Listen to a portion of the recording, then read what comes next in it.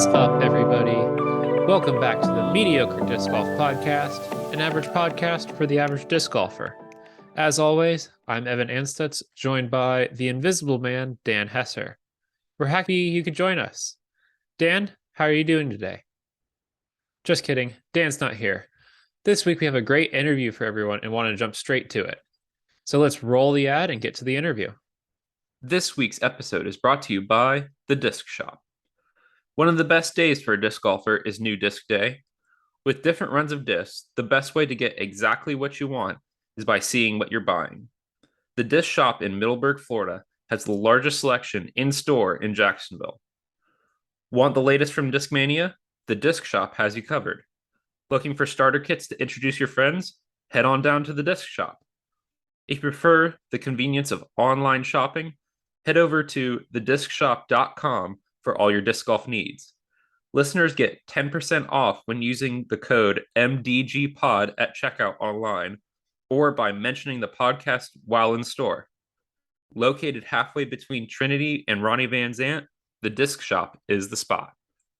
This week, we're excited to bring on Andrew Fish of Team Discraft, champion of the Greater Hartford Open, the Birdie Open, and a couple other tournaments this year. Fish, how you doing? I'm great. Thanks for having me on, y'all. Yeah, so I wanted to kind of start by talking about first off, I know you have an ultimate background. Is that where you started getting into disc sports, or were you into some other ones before? Yeah, absolutely. And I think that's what most people know me for, I guess, is being the ultimate player who's playing disc golf. There's been a handful of others who have been successful, but arguably I was the first one in this decade. So I had been throwing a frisbee with family and friends for a long time, and then as I got into high school, started getting into ultimate a lot. Really enjoyed it. It was, something the cross country team did when we were goofing off, supposed to be running. I feel like that's the way a lot of that's the way a lot of people do it. Yeah, for sure. So I went to Georgia Tech for an engineering degree, but knowing that I was going to play ultimate, and I ended up playing 5 years there. Went back for my master's degree and actually went to nationals in my final college season. That was particularly exciting, and I still think about that often in the context of how exciting team sports are. Yeah, heck yeah. Yeah. Thereafter, I got into disc golf largely because I was very injured at the end of that college season, and I could throw, but I couldn't really run. Just had a really bad ankle injury. So I met the Georgia Tech Disc Golf Club and went out that weekend and started throwing with them. And about a month later, I was playing the Southeast Collegiate Open at the IDGC. Heck yeah. Just kind of like jumping straight into it. The next spring, got a PDGA membership and played the college nationals, and kind of haven't looked back from there. I've played a couple seasons of Club Ultimate, but I think disc golf has really been a primary focus in maybe 9 out of the 10 years since I started playing in 2012. Yeah, I feel like that's a similar story to a lot of people. Like when they get injured or get a little bit up in years, they kind of transition into disc golf. I know that it's hard to keep up with 18-year-olds. You know what I mean? It's difficult, but it's cool. I'm similar. Evan and I both come from an ultimate background, so we share the love for team sports and the camaraderie and everything like that. But something about all the weights on your shoulders that's really kind of fun too. So Yeah, Sure. I came from the people taking ultimate too seriously on a local level gets people hurt. Playing disc golf too seriously is just it's just an angry adult in a park throwing frisbees around. So I picked the not getting injured by someone Yeah, route. sure. Is there a chance that we ever played against each other in college or club? I played for Bold City in Jacksonville, which was you probably were playing against like G Unit and stuff like that, in from Gainesville, weren't you? Um, I let's see, for club, Yeah. I don't think I ended up playing either of those teams because I only played one season in the Southeast Okay. in mixed. Okay. Yeah. So G-Unit is Gainesville's college Mixed. team, mixed team. Yeah. And Okay. then Bold City, Jackson Jill was another Jacksonville Yep. team that was older, if you know who they were. Hammerhead is a Yeah. more recent one in Hammerhead Jacksonville. is open though. They only play men. Okay, that's right. Okay, Yeah. it's I been don't a know while. what where you played or what division you played. Yeah. One season of mixed in about 2008 in Atlanta, and then 3 seasons from 2015 to 17 in Baltimore. Play with Paige in Swedish in Atlanta? Maybe. Swedish is like a 6'5" tall, really thin guy that can jump a mile, as ultimate players go. Gotcha. I mean the odds are I Probably. know I know Yeah. them, but it's also been 15 years since I was like playing for a club team in Atlanta. Played a little bit of summer league, but that's Yeah. also a decade ago. Yeah, I played on the Florida B team for. I say played. I decided to do that my senior year while finishing up an engineering degree. So I was Cool. a practice squad player for the B team. If that shows anything about my ultimate abilities. Hey, well, it's fun. It's the same as disc golf where like there's a lane for everybody, so go Mhm. enjoy it. Yeah. So, kind of on that note, transitioning into disc golf, I'm sure you've been asked this 1,000 times, but I kind of want to talk about it for a second.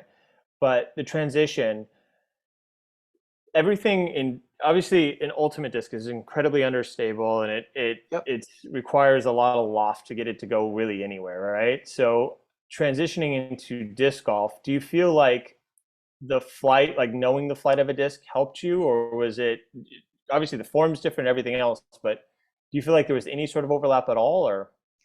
Yeah, absolutely. And I would say that even when I got to like 10-10 a couple years after I started playing, I was still basically playing ultimate. Um, you know, playing with a steep hyzer flip for almost every shot. Um, so I think the advantage of coming from an ultimate background, and this is really true of all the old school players who, they threw stingrays and stuff like that. When your disc selection is limited, you have to learn how to do everything with that. You have to be able to adjust the spin, the speed, the angles. And to me, I think that was really useful to basically use that knowledge that I had accumulated. And I still tell people I don't know how to throw. I'm just doing this, or like I can't teach you how to throw. I don't know the mechanics of it. It's very intuitive because I spent so long playing a very reactive version of throwing. Um,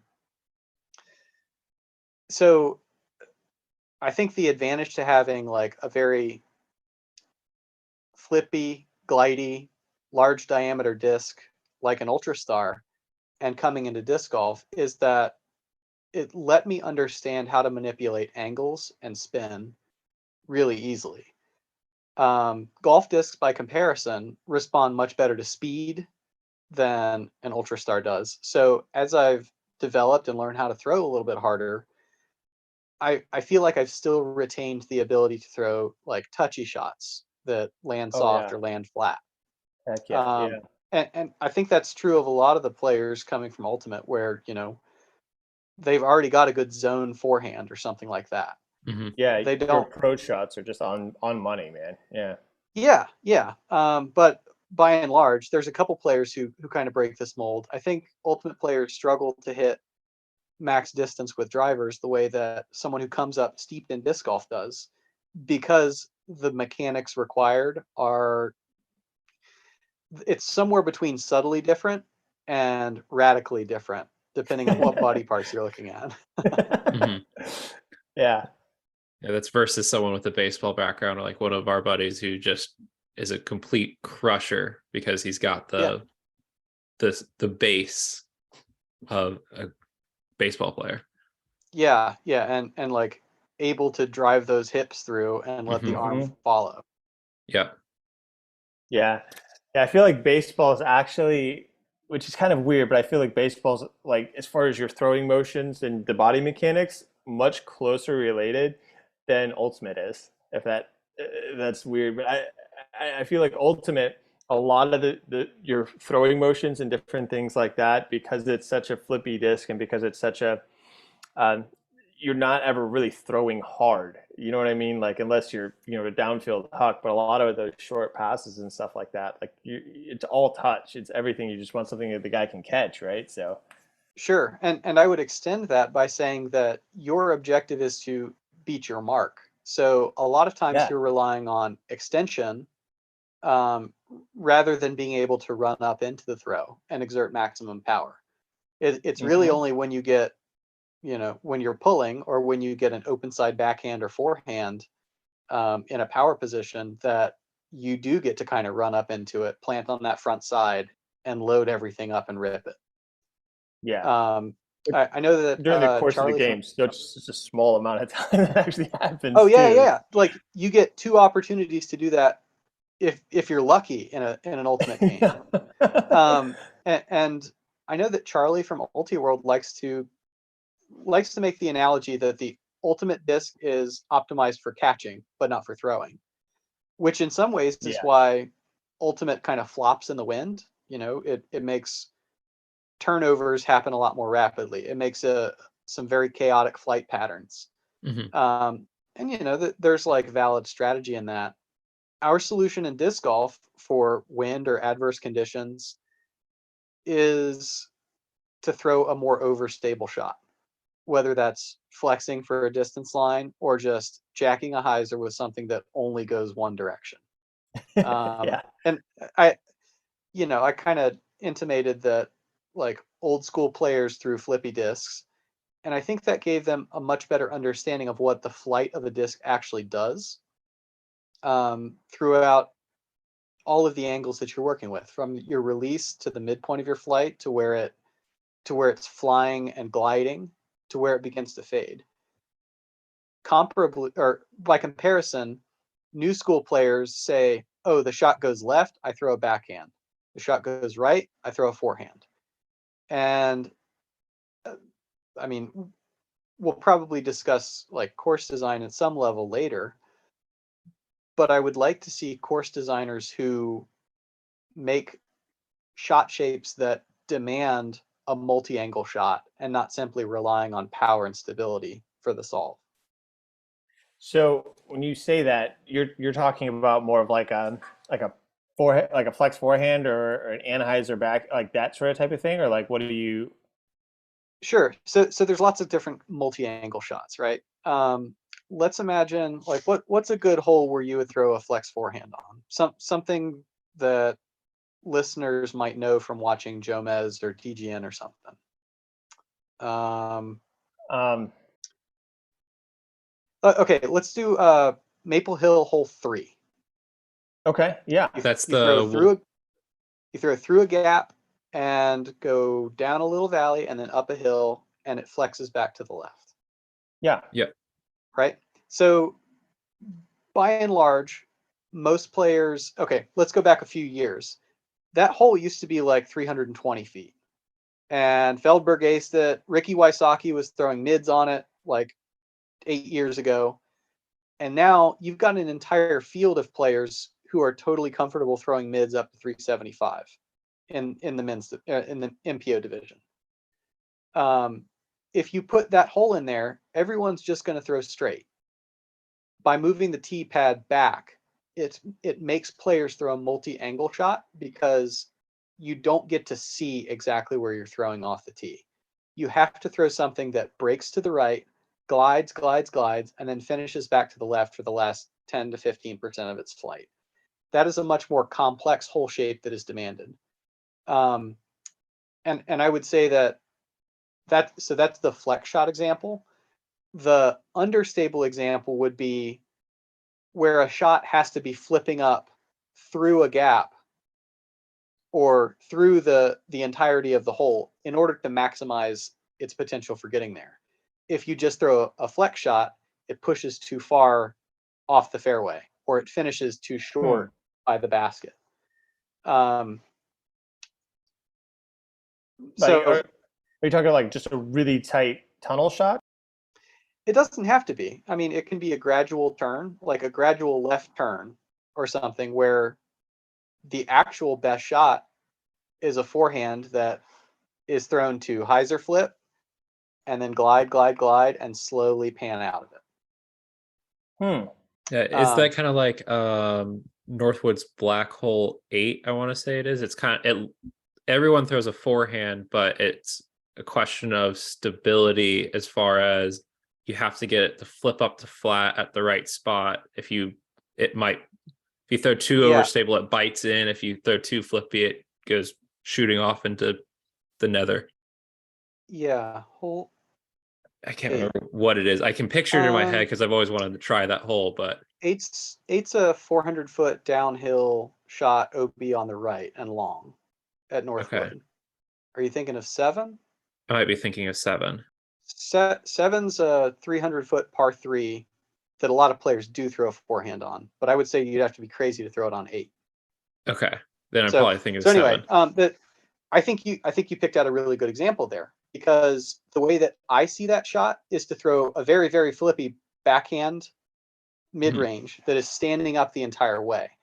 I feel like doing that, you get your release point starting near the middle of the tee and carrying through the gap and then allowing it to break all the way back to the right. The backhand doesn't push as far into the gap if the objective is to park the hole.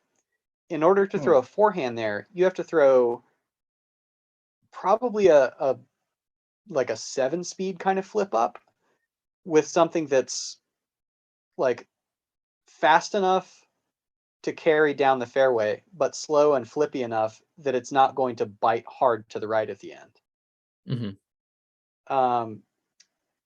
And I really like that as a design concept, because you're not allowing players to just rip a forehand through there and rely on its stability.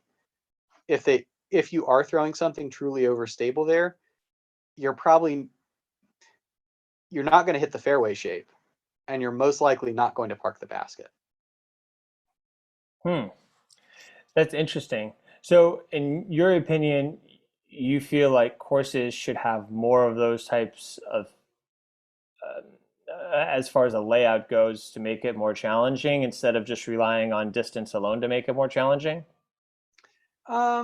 Yeah, I think we've seen an evolution in the last decade or so as disc technology has kind of stabilized, right? I'd say the biggest evolution in the last 10 years has been the resurgence of like 9-speed drivers. Discs in that like 7-speed range that Ken Climo and Barry Schultz really relied on, things like the Eagle, the T-Bird, the Leopard, and even a little bit earlier with, say, the Cyclone for Ron Russell and a bunch of Discraft players. Those have kind of fallen out of favor because modern players have figured out that they can make a Vulture, an Onyx, a Thunderbird. They can make those go nearly as far as a distance driver without having to have the same fade and finish on the end. I feel like we're living in the age of 9 speeds. And it's not just Innova and Discraft. Like, look at the FX2. Look at guys throwing flippy felons for stuff. The FD for Discmania. Yeah, absolutely. That whole family. And the PD as well, which is that's a 9-speed, right? Yeah, something like that. So I think that in large part, distance has been what course designers have traditionally added to make things harder. But as the overall distance ability of players has increased across the entire field, MPO and FPO, simply adding more distance doesn't make courses harder. It just means you throw more max distance shots. And then the USDGC factor has been to normalize putting artificial OB everywhere. And if the scores are too good, then you tighten it up. That's creating like it's creating a bad granularity of strokes, in my opinion, where Yeah. if you go out of bounds, your scramble opportunity to take a par is very limited. And what I would prefer to see is more technical shot shapes required, where if you don't hit it, you drop in the fairway or in the rough, and you have the opportunity to go save it. Yeah. When our solution to ads like make scores worse is add out of bounds, then it's almost like you're adding 2 strokes at a time for every penalty instead of Mhm. 1. So what would you propose the solution is with disc golf, especially on the professional level, growing so much, and the drive for pretty much every professional sport is viewership? How Sure. would you go about designing a course that allows for spectators while challenging something? I know that's something that they Yeah. struggled with at Champions Cup because the property is not big. There's not a lot of places for people to stand. um, the, let's see. So I was on an Ulti World podcast probably 2 years ago talking about a topic a lot like this. And at that time, I had written a Twitter thread in which I said that the future of course design requires having 3 times as much land as you think you need. So, the pitch that course designers or promoters have often given is like to make a local course, you need 1 acre per hole. And for like a pro course, you need 3 acres per hole. Well, I think that if we are looking to make courses that are like fun and interesting to play for the players, have good sight lines for the media, have adequate space for spectators, and have enough buffer room between holes that those many stakeholders don't get on top of each other, when you're watching hole 8. But at Worlds last year at Mulligan's, players or spectators were watching hole 2 from hole 13's tee pad. Like in the middle of my round, people are turned around standing on the tee pad that I would very much like to throw from. And like not to bag on that course in particular, I think it's a systemic thing where the growth of disc golf and media coverage and the needs of spectators, like all props to the Pro Tour for taking advantage of the COVID boom, as well as growing their product in a sustainable way. We've outstripped courses that at the time were incredible. Nobody thought we could need more. Like WR Jackson, they had to add some more holes. They cut out a bunch of early rough last year to make it more spectator accommodating. Maple Hill has to do a VIP program. And 15 years ago, like nobody would have ever dreamed of that. It was the hardest course Yeah. anybody had ever played. So I think what it takes is landowners and organizers and especially course designers all making a like it's like not a formal agreement, but all agreeing that we have to have way more land. We need to be able to control what's happening on that land, so that you don't have, just park goers picnicking in the middle of your fairway that you have to chase off. We have to have like a very professional and thought out course design that doesn't just plan for now, it anticipates for the future so that in 5 years we don't have to hack up the course again. And that another factor there is like environmental effects. Turkey Gulch at WR Jackson, I never really cared for it. I thought the holes were really interesting. They were great separators. Mhm. But we were like right on top of a creek and having to play from steep slopes. Like clearly it was eroding. And if you look at some historic courses like De La, they're going to have to do a lot of erosion control if they want that course to stay there. Yeah. And I know they've been working on it avidly. I'm like, in no way do I intend to demean the way that courses are maintained. But overall, we collectively need to be thinking about, what does disc golf look like in the future? How do we want our courses to present on film if we are trying to host a big event? Yeah, so I think Jeff Spring was on a podcast. It was fairly recently ago, and he was talking that the Disc Golf Pro Tour is like the next step for them as far as with courses is to actually build and design and own their own courses, because that's the only way that this is really going to happen. I feel like it's so, unless we're talking about specific type of events, that or course rather, that it's on its own private property, it's got its own resort, it's got its own type of, it's a, a disc golf like they have in Georgia, or they have in other places for ball golf. Unless it's that type of thing, it's going to get very difficult to keep up with the growth of the sport. Yeah, no doubt. Like even some of our historic tour stops, like Maple Hill, it's kind of like, where do you put all these players when they have to Yeah, park? Where do you put the spectators? How do you shuttle them in? How do yeah, we and how do they do the crowd control so that you know the VIPs can see the stuff in the woods? The 8 holes can go, camp out on yeah. that green. Mm. It's I'd love to see the DGPT able to do that. And I know that Jeff is very he's definitely a planner. Like a lot of times I feel like he's willing to make a change a year before it's actually needed. For example, the Tour Pass program.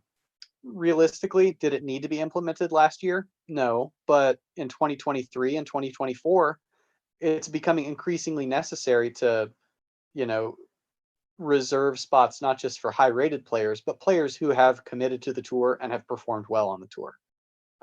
So in that sense, I I'm very interested to get inside Jeff's head and see like where he would be planning to go. Yeah, Yeah. for sure.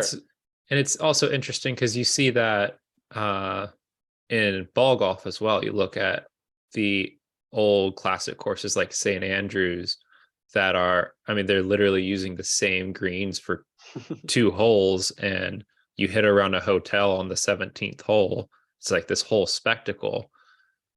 But the modern ball golf course on their professional tour is like, I live 15 minutes from a course called the Stadium Course because they built it with spectators in mind. And I think disc golf has reached that kind of critical mass, obviously quicker than ball golf did, of needing to figure out how to reliably create a challenging course while still allowing the sport to grow from a professional and spectator friendly aspect. Sure. I feel like the next frontier that we as a community need to embrace is ensuring that it is a very like forward thinking course design. Um, and I think that encompasses like paid designers Hmm. who are trained to agree to like a very rigid set of standards that can't be compromised. Things like safety and environmental impact. Um, like there's no reason that new courses should be constructed that throw around walking paths or parking lots. Um, there may be some isolated cases where that works in a like controlled setting where a tournament director can like limit access to those areas and have spotters and not have parking occur. Um, but that shouldn't be happening on a daily basis and basically delegating the responsibility of do I throw or not onto the players. Yeah, For a long time the PDGA has basically maintained that they're not going to certify courses and they're not going to have people adhere to like rigid course design standards because that would imply like liability or approval on the part of the PDGA. Should course designers have professional liability insurance? Or when they make an agreement with the local jurisdiction, do they say, I will construct this in accordance with the best accepted standards and practices of disc golf course design? After that, I can take no further responsibility. That's the current state that we're in. But disc golfers aren't the only users in many parks, especially urban and suburban areas where there really is the greatest demand, but smallest supply of courses, right? Mm-hmm. Yeah. Like a course that you just recently played, Jonesville in Gainesville, Florida. Sure. Two of the more difficult holes on that course are 12 and 13, which run parallel to the path, and the walking path is one of the biggest dangers for the disc golfers, but also the disc golfers are the biggest dangers for the people using the path. Yeah, absolutely. And it's not just in like those local and regional A tiers. Certainly the South Florida Open that I just played used roadways and sidewalks and other internal park things as out of bounds areas. But we also see this happen at places like Texas State's or at Ledgestone at the Eureka Temp course, where like we're literally playing around baseball fields as an obstacle. It's an existing boundary of another sports field. And if you want to talk about professionalism, I feel like course design is a wonderful example of a place that we need to advance. Mm-hmm. Because if we're using another sports boundary, but we don't get to, design around it or use it in a clever way, then like we are acknowledging that we're a second class sport. That's Yeah. pretty I've much always what we're felt doing. that way. Yeah, I've always felt that way when like you're throwing around the baseball field or you're teeing off from like at the USDGC even you're teeing off and your back is like up against the building or something like that. Like stuff like that. I'm just like, what is this? This shouldn't be a course. And I get that there's a lot of history on the courses, and we've had this conversation. Evan and I and other guests have had this similar conversation where there's so much history in those courses that people are very reluctant to change them or to move those events to different courses. And I understand that, but we all have to understand that the sport is evolving and there has to be other options. We can't just always be okay with it because for a long time disc golf was the second sport, right? Like for a long time disc golf wasn't even that big of a thing where people cared about it, so it was put on that second, third burner even. So now that it's becoming a lot more popular, there definitely should be courses that treat it as such, right? Yeah, and I mean there's a lot of not only historical but logistical reasons for Innova, who's the owner of USDGC's like branding and title. There's a lot of reasons for them to continue using Winthrop, right? Because it's so close to their East Coast factory, Mm-hmm. and because they can run it pretty much how they want to. If they go to a different venue, then we're back at this point where in that area can they make the design choices, and can they make the like operational choices? I mean, so that's kind of what we're talking about, right? Is that would require Innova to go purchase a plot of land somewhere, probably not around the area, and that people would have to drive, 30, 40 minutes to get to it. And Innova could design the course that they wanted to with probably a lot of the same aesthetics and a lot of the same stuff, but maybe just minimize the other stuff that isn't Yeah. Now, as hang on. Let me log on to Zillow and see what 400 acres in North and South Carolina is going for. Yeah, I I can mean, tell you some it's a lot. I've farmland. looked. Yeah, I'm um, sure it is. I am no doubt. But yeah. So I think a logical direction that this all goes is, where is the money in disc golf? and where is it going? Is it actually going to the people who make disc golf function on a daily basis? I kind of don't think so. And like, I mean, I might get other pros hollering at me for this, but does Paul Macbeth sets the standard for what everyone else should get paid? You know, he's got a 10 million 10-year contract with Discraft, and on top of that, I'm sure he gets other royalties, endorsements. He gets his tournament winnings and bonuses. But look at burnout rate for tournament directors. Like, how many in your local tournament? How many tournament directors have there been in the last 10 years? Yeah. Are you lucky enough to have that one guy who selflessly puts himself ahead of, or who puts that tournament ahead of his own interests? I know up in Maryland, there's been a lot of attrition over the years. 8 years Yeah. have come and gone. Tournament directors are like, man, whatever happened to him? And the guys who put in the work to maintain the courses, the same thing happens. Yeah. I feel like it would be much healthier for the sustainability and professionalism of the sport to have tournament directors who are able to cover their costs at a minimum. And if guys like Mike Solt, Chuck Connolly, Mike Barnett are wanting to run events, they don't have to run 45 a year and be away from their families the entire time and traveling and doing satellite course stuff. Like, Yeah. When we had Mike Barnett on, he was in the middle of a road trip up to Worlds where he was hosting events remotely as an assistant TD and on the, like, as he was traveling up to Worlds, and then he was going to do the exact same thing all the way back. Yeah. And I mean, respect the hustle. Mike has worked his butt off to make Sun King viable and his tournament successful. But that lifestyle isn't for everybody. And I feel like it becomes more sustainable if we, you know, we as a community, which effectively is the PDGA because it's a member-driven organization, if we come to accept that there's an inherent value in playing a tournament or being able to play on a course.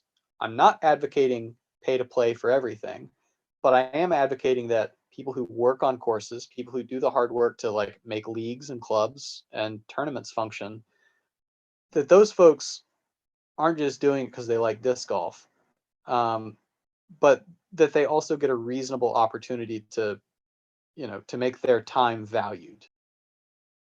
Yeah.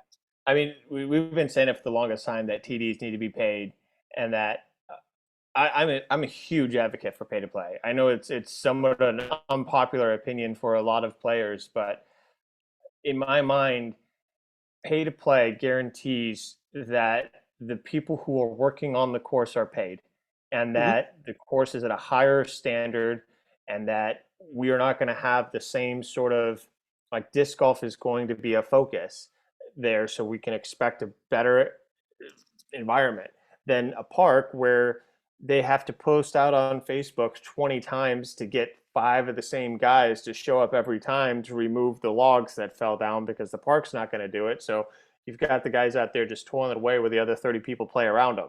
You know what I mean? Like, Yeah, absolutely. And I am a touring pro, and I have the great privilege and luxury of basically seeing every course at its best condition because, 30 weekends a year, I'm going to a tournament that is the biggest tournament that city is putting on. So a lot of times I don't get to see the other 11 and a half months of hard work that folks have put in. And I sincerely appreciate it. I see it. Like, I cut my teeth at Perkerson Park in Atlanta, like building steps and cutting brush. yeah.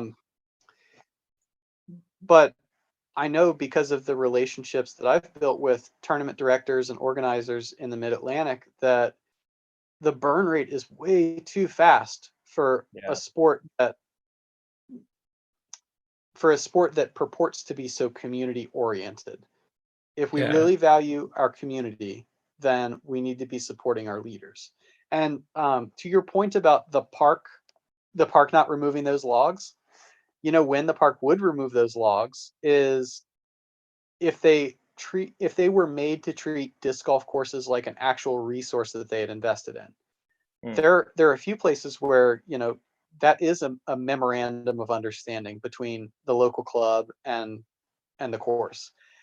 I feel that in the same way that if course design has to meet certain standards, and it is generally accepted that course designers get paid, then sorry, lost my train of thought here. Like the municipality would have to meet the. Exactly. Like the municipality is going to say, well, we didn't just invest $20,000 in those baskets and tee pads. We invested, $60,000 in the design, the signage, the rest of that infrastructure, clearing. Like and it is clearly drawing people. We need to continue to invest so that the course doesn't fall into disrepair. Like there's all this talk about getting money into disc golf from outside of disc golf. And I'm sure jurisdictions are strapped for cash, same as a lot of places, but it doesn't all have to be corporate sponsorship. Like that, if Baltimore or St. Augustine or Orlando or anywhere else invests, a sizable amount of money into a disc golf course, then they're going to feel like protective, some ownership of that. I mean, we ran into some of that with one of our courses up in Jacksonville, Four Palms. The city just came in and started planting trees. A couple of them happened to be right in front of tee pads, but it's because, Hester, correct me if I'm wrong here, but I believe the club was able to fund most of that course and install it. And I know we take care of the course and all that sort of stuff, but the city just kind of comes in, does whatever they need to for the park, but disc golf kind of exists in their park, but is not part of the park, if that makes sense. Yeah. I mean, he's right. And I want to kind of offer a different story to that. Another park in Jacksonville, Springfield, one of the guys that run it, Daniel Alexander, is a really good example of somebody who has ran several tournaments there. He calls them Bullet Bash. So he runs several tournaments there a year. And each year he proves to the city the amount of traffic that comes into this little community. Springfield's, downtown Jacksonville. It's not like super, it's not like a lot of people don't go there, right? It's not the best part of town. Yeah. A lot of transients. It's fine, but that's just the area of town. But he brings in a lot of people, and he's able to show the revenue, essentially tourism dollars, right? That goes into this small little community. And because of that, he's gotten new baskets put in by the city. He's gotten new pads put in by the new signage. He's got the city to pay for all of that and get the city invested to do that, because it has brought so much traffic and insurgents, a renewed interest in this little area, which is super cool. But it's to your point of that he's gotten the city to buy into this sport, and the city is starting to reciprocate that. And that's really the way that we're going to grow as a sport, and grow in a way that, because I feel like those outside sponsorships, they're awesome, but they're really for select events. Like it's not going to grow like, Adidas can come in and sponsor, the Open at Maple Hills presented by Adidas, or whatever it is, but it's not going to do anything to your local courses. That all has to come from your local municipalities. Right. Like it has to be symbiotic, and it has to be to scale. So, maybe that's selling T-sign sponsorships to local realtors or restaurants or something. But if, like you're saying, if places are able to demonstrate their value to a local community, then I think there should be a reasonable expectation that whoever's running that parks department reciprocates in some way. Yeah. Well, that wraps up part 1 of our interview with Andrew Fish. You can find Fish on Instagram and Twitter at Fish58320. You can find Dan on Instagram at dhesser, and me at Evan Amstutz DG. Remember to follow the pod on Instagram at Mediocre Disc Golf Pod and on Twitter at Mediocre DG Pod. If you'd like to support us, buy one of our shirts on mythicdiscgolf.com and listen to us every Friday at 3 p.m. Eastern. If you enjoyed the show, leave us 5 stars in a review to help out. And if you didn't, still give us 5 stars and tell us why. We know we aren't perfect because we are mediocre. Have a good night.